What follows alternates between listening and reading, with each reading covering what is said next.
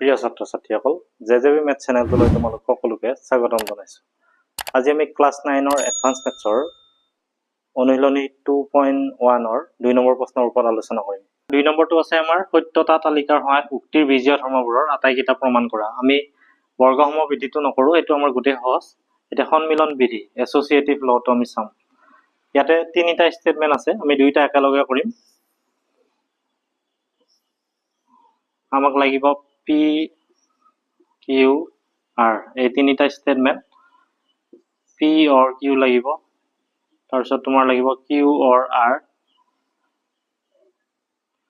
তাৰপিছত তোমাৰ পি অৰ কিউ অৰ আৰ এইটো লাগিব, তাৰপিছত পি অৰ ব্ৰেকেটত কিউ অৰ আৰ এইটো লাগিব, তাৰপিছত তোমাৰ পি এন কিউটো লাগিব। 2টা একেলগে কৰিছোঁ। তাৰপিছত কিউ এন আৰ লাগিব, তাৰপিছত তোমাৰ পি এন কিউ, ইয়াৰ লগত আৰ থাকিব, P N Q N R, তাৰপিছত তোমাৰ P N Q N R এইখিনি লাগিব আমাক। এতিয়া 3টা যদি ষ্টেটমেণ্ট থাকে তেতিয়াহ'লে আমি কি কৰিম, প্ৰথমতে টি তুমি 4টা লিখা, এফ 4টা হ'ব,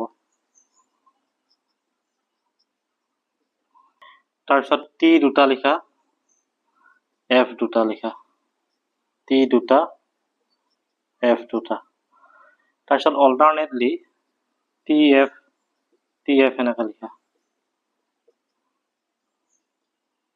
এতিয়া পি অৰ কিউ, তাৰমানে ডিসজাংচনত আমি সদায় প্লাছটোৰ কথা ভাবিব দিছিলোঁ, আৰু টি কেইটা আমাৰ 1 আছিল, এফ কেইটা 0 বুলি ভাবিবা। পি অৰ কিউ তাৰমানে 1 + 1, টি কেইটা 1, 1 + 1 কিমান হ'ব, 2 হ'ব। 2 হ'লে তোমাৰ টি, তাৰমানে 0তহে অকল এফটো হ'ব, বাকী 1 আৰু 2ত তুমি টি বহুৱাই দিবা। আৰু 1 + 1 2 হ'ব, তেতিয়াহ'লে টি হ'ব। 1 + 0 1, 1 হ'লে টি, 1 + 0 1, 1 হ'লে তুমি টি লগাই দিয়া। 0 + 1 1, 1 হ'লে টি, 0 + 1 1 হ'লে টি, 0 + 0 0, 0 হ'লে এফ, 0 + 0 0, 0 হ'লে তোমাৰ এফ। কিউ অৰ আৰ, কিউ অৰ আৰ এইটো চাবা, 1 + 1 2, 2 হ'লে টি, 1 + 0 1, তেতিয়াহ'লে টি হ'ব। 0 + 1 1, 1 হ'লে টি, 0 + 0 0 হ'ব, 0 হ'লে এফ। 1 + 1 2, 2 হ'লে তোমাৰ টি হ'ব। 1 + 0 1, 1 হ'লে টি, 0 + 1 1 হ'লে টি, 0 + 0 0 হ'লে এফ। এতিয়া তোমাৰ পি অৰ কিউ, এইটো ইয়াৰ লগত তুমি আৰটো চাবা। পি অৰ কিউ এইটো আৰু এইটো চাবা, এইটো আৰু এইটো, ইহঁত দুটা অৰ হৈছে। 1 + 1 2, 2 হ'লে তোমাৰ টি হ'ব।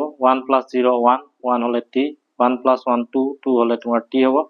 1 + 0 1, 1 হ'লে তোমাৰ টি, 1 + 1 1, 1 + 1 2, 2 হ'লে তোমাৰ টি, 1 + 0 1, 1 হ'লে টি, 0 + 1 0 + 1 1, 1 হ'লে তোমাৰ টি, 0 + 0 0, 0 হ'লে এফ।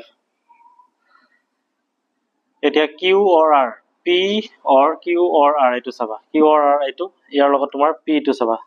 1 + 1 2, 2 হ'লে তোমাৰ টি, 1 + 1 2, 2 হ'লে টি, আকৌ 1 + 1 2, 2 হ'লে তোমাৰ টি হ'ব। 1 + 0 1, 1 হ'লে টি, 1 + 0 1 হ'লে তোমাৰ টি হ'ব। 0 + 1 1 হ'লে টি, তাৰপিছত এইটো তোমাৰ 0 + 1 1 হ'লে টি, আৰু 0 + 0 0 হ'লে এফ। এতিয়া পি অৰ কিউ অৰ আৰ, এইটো তোমাৰ পি অৰ কিউ অৰ আৰৰ সমান দেখুৱাব লাগে। এই দুইটা আমাৰ সমান হৈছে, গতিকে এইটো সমান এইটো হ'ব। তাৰপিছত তোমাৰ পি এন কিউটো চাবা। এইটো তোমাৰ কনজাংচনত মাল্টিপ্লাইটো পাবা। পি এন কিউ এইটো চাবা। 1 × 1 1 1 হলে t 1 into 1 1 1 হলে তোমার t 1 into 0 0 0 হলে f 1 into 0 0 0 হলে f তাৰপিছত তোমাৰ 0 into 1 0 0 হলে f হ'ব 0 into 1 0 0 হলে f হ'ব তাৰপিছত তোমাৰ 0 into 0 0 হলে f আৰু এইটো 0 into 0 0 0 হলে f তাৰপিছত আকৌ q and r এইটো চাবা 1 into 1 1 হলে t 1 into 0 0 হলে f 0 into 1 0 0 হলে তোমাৰ f হ'ব 0 into 0 0 0 হলে f 1 into 1 1 হলে তোমাৰ t হ'ব 1 into 0 0 0 হলে f 0 into 1 0 0 হলে এইটো f হ'ব আৰু 0 into 0 0 হলে f হ'ব এতিয়া তোমাৰ p and q এইটোৰ লগত r টো তুমি n কৰিবা তাৰমানে এইটো আৰু এইটো p and q ইয়াৰ লগত তোমাৰ r 1 into 1 1 হলে t তাৰপিছত তোমাৰ 1 into 0 0 হলে f 0 into 1 0 হলে 0 তাৰপিছত তোমাৰ 0 into 0 0 হ'ব 0 into এইটো 0 into 0 0 হল আকৌ তোমাৰ 0 into 1 0 0 হলে 0 হ'ব তাৰপিছত তোমাৰ 0 into 0 0 0 হলে f 0 into 1 0 0 হলে f 0 into 0 0 0 হলে f এতিয়া p n q n r এইটো হৈছে ইয়াৰ লগত তোমাৰ p টো পূৰণ হ'ব